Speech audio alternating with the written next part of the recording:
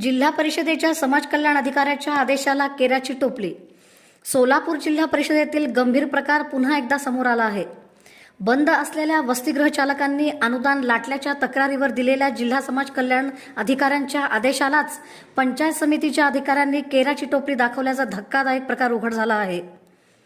उत्तर सोलापूर तालुक्यातील राजश्री शाहू महाराज मागासवर्गीय मुलांचे वसतिगृह बंद असतानाही अनुदान लाटल्याची तक्रार यदा तुकाराम दुपारगुडे आणि जिल्हा काँग्रेसचे कार्याध्यक्ष सुरेश हजापुरे यांनी 17 मार्च 2025 रोजी केली होती। या तक्रारीची दखल घेत तत्कालीन जिल्हा समाज कल्याण अधिकारी सुलोचना सोनवणे महाडिक यांनी वसतिगृहाची चौकशी करून अनुदान वसूल करण्यासह फौजदारी गुन्हा दाखल करण्याचे स्पष्ट आदेश दिले होते। मात्र आदेश होऊनही आजपर्यंत कोणतीही कारवाई झालेली नाही।